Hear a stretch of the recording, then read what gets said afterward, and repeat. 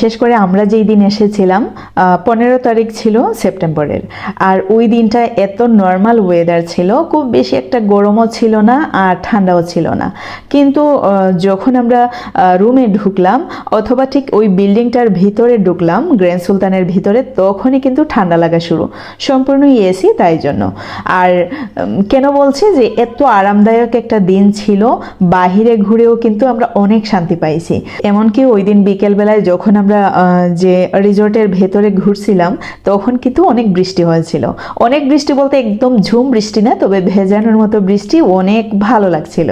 এখন যে মিররটি দেখতে পাচ্ছেন, ওই মিররের নিচে যে টেবিলটা আছে, ওই টেবিলের সাথে কিন্তু রুমের যে ফ্রিজ, ছোট একটা ফ্রিজ, ওইটা সেট করা। এমনকি রুমের মধ্যে দুটো মিরর, ওই একটা আর আরেকটা বাথরুম থেকে বের হয়েই হাতের বামে বড় একটা মিরর, ওইখানে আপনাদের ফুল ভিউ, যখন আর রুম থেকে সাজুগুজু করে আপনারা বাহিরে যাবেন, আপনাদের ফুল ভিউ আপনারা দেখতে পারবেন। রুমের ভেতরে দুটো মিরর, বাথরুমে আছে একটা ওয়াল জুড়ে বড় একটা মিরর। আমরা অনেকেই ভাবতে পারি যে এক রাতের জন্য এত টাকা, এত খরচ। মোট কথা হলো দুনিয়া কিন্তু খুব বেশি দিনের না।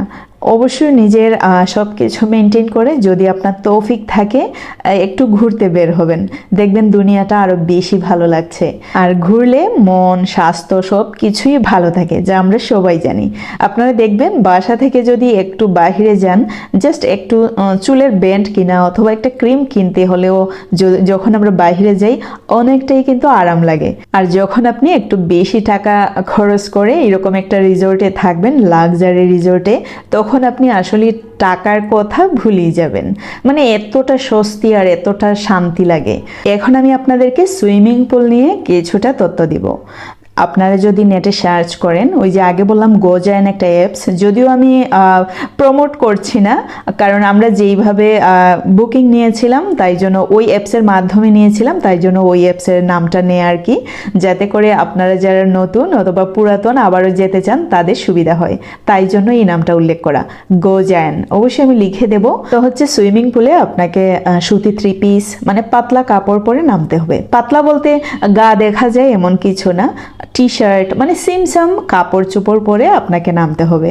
ভারী ড্রেস পরে নামতে দিবে না, বোরকা পরে নামতে দিবে না। কারণ হচ্ছে তারা এর আগে অনেক প্রবলেম ফেস করছে, অনেকেই অনেক সমস্যায় পড়েছেন, একদমই ডুবে গেছেন এরকম সমস্যা, তাই জন্য তারা ভারী কাপড় চোপড় এলাও করে না।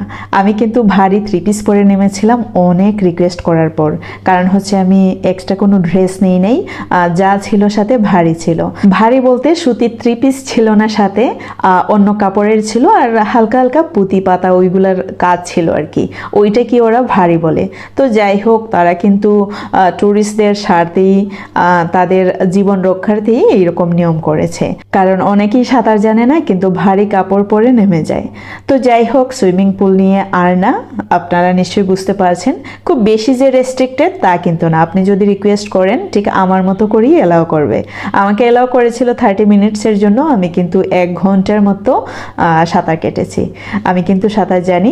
বিভিন্ন ধরনের খেলার সুযোগ রয়েছে, আপনি কিন্তু খেলতে পারবেন। গ্র্যান্ড সুলতানে গলফ, তারপর টেবিল টেনিস, ব্যাডমিন্টন সব খেলার ব্যবস্থা আছে, কিন্তু অন্যান্য রিসোর্টে দেখলাম শুধু ব্যাডমিন্টন আর কিছুই না। তবে গ্র্যান্ড সুলতান রিসোর্টটি আমার কাছে একদম ছবির মতো সুন্দর লেগেছে, সত্যি কথা অনেক সুন্দর।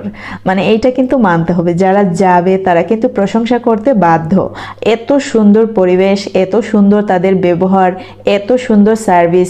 আশা করি অন্যান্য রিসোর্টে গেলে অবশ্যই আপনারা ব্যবহার সুন্দর পাবেন, তাদের সার্ভিসও ভালো পাবেন, কিন্তু এত স্মুথনেস থাকবে না। যাই হোক, একটা কথা মনে পড়ে গেল, অনেক সময় আমরা বলি না যে টাকায় কথা বলে, ঠিক সেম কথাই। তবে আশা করি টাকার কথাও আপনি ভুলে যাবেন, মানে এত সুন্দর পরিবেশ আর এত সুন্দর থাকার সিস্টেম। তো যাই হোক, দেখতে পাচ্ছেন বাচ্চাদের কিন্তু খেলার জন্য অনেক বড় একটা প্লেগ্রাউন্ড আছে। জাস্ট গ্র্যান্ড সুলতানের মেন গেট থেকে ঢুকে হাতের ডানে লেক, তারপর সোজা গিয়েই কিন্তু ওই যে প্লেগ্রাউন্ড, তারপরেই সুইমিং পুল। আশা করি সুইমিং পুলটা আপনারা দেখতে পাচ্ছেন। এক কথায় সব কিছু এত সাজানো গোছানো, মানে অসাধারণ। হাতের ডানেই লেক, তারপর একটু সামনে গিয়ে কিন্তু বাচ্চাদের প্লেগ্রাউন্ড, আর বাচ্চাদের প্লেগ্রাউন্ডের পরেই কিন্তু সুইমিং পুল, যা বিল্ডিংয়ের একটু পেছনে পড়েছে, তবে একসাথেই সবগুলা কিন্তু একসাথেই। যদি আমরা একটু চক্কর মারি একদম মনে হবে যে একসাথেই। একটু গ্যাপ আছে আর কি, ওই গ্যাপে ওরা দুলনা রেখেছে, তারপর পানির কোয়ারা রেখেছে, মানে ওইগুলা দিয়ে একটু ডেকোরেট করেছে আর কি। তবে খুবই সুন্দর। আর সন্ধ্যা হলে বিশ্বাস করেন আপনার একটুকু আর রুমে যেতে ইচ্ছা করবে না। এখন যে ভিউটা দেখতে পাচ্ছেন, মাত্র মাগরিবের আজান পড়লো আর ওই সময়টাতেই ওরা সম্পূর্ণ লাইট জ্বালিয়ে দিল, দেখতে পাচ্ছেন। আর এই সময়টাতে পাখির কিচিরমিচির শব্দ, তখন আপনার সত্যি আর রুমে যেতে ইচ্ছে করবে না। এত সুন্দর শব্দ পাখির শব্দে আমি কতবার যে আলহামদুলিল্লাহ পড়েছি। মানে আল্লাহর সৃষ্টি এত সুন্দর হতে পারে আর শব্দগুলো এত সুন্দর, মানে সন্ধ্যার সময়ের। সত্যি বলতে শ্রীমঙ্গলে যতটা রিসোর্ট আছে সবখানে গেলেই কিন্তু আপনারা প্রাকৃতিক অনেক কিছুই দেখতে পারবেন, প্লাস ফিল করতে পারবেন।